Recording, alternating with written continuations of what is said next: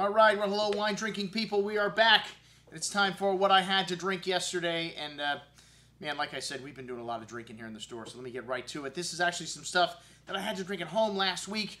I haven't had time to cover this, but some great wines, and we have all of these in the store. And I'm going to give you, our wine-drinking people, our case price from bottle one if you want to try any of these. All right, well, the first up, a small winery from Napa, Hartwell. Their Sauvignon Blanc is outstanding. We've had this as our pick of the year a couple of times, been in our gift boxes.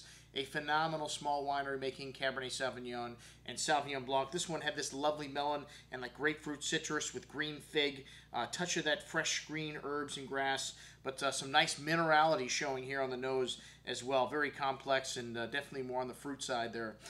Rich and ripe pink grapefruit, honeydew melon fruit on the tongue. Lots of concentration. Maybe a bit hot on the finish, but you know, I'm drinking this. I was drinking that wine at room temperature, so I'm sure if you chilled it down, that little bit of heat would have gone right away. But a varietal, it holds its alcohol very well. A little bit of that herbal nuance showing on the finish. Very similar to a white Bordeaux for me. Excellent stuff from Hartwell Vineyards. The 2008. Hey, we also have the 2007 vintage of this wine in the store. All right, next up, the Almaviva from Chile. All right, this is a joint venture between the folks from Chateau Mouton Rothschild in Bordeaux and Conchi Toro Winery in Chile. And one of the greatest achievements that this country has made. I visited this winery, an absolutely stunningly beautiful place. It's the same vineyard where they make the Dom Melchior from, but if you have those two wines side by side, you know, they're nothing like each other. One of the greatest expressions of Carmenere, that's an old Bordeaux varietal that thrives in Chile, and this wine has got a really complex nose.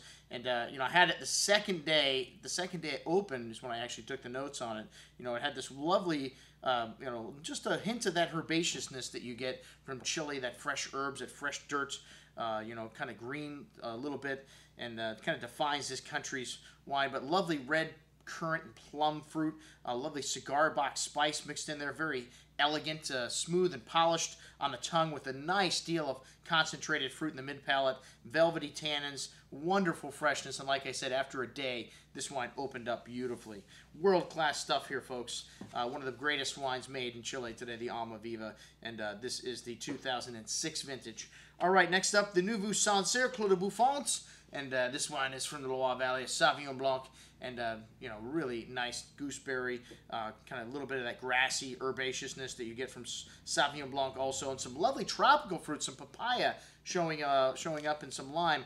Bright and fresh on the palate, really nice, clean wine. Great with spicy food, something like this. Got really nice acidity, cleans the palate right off.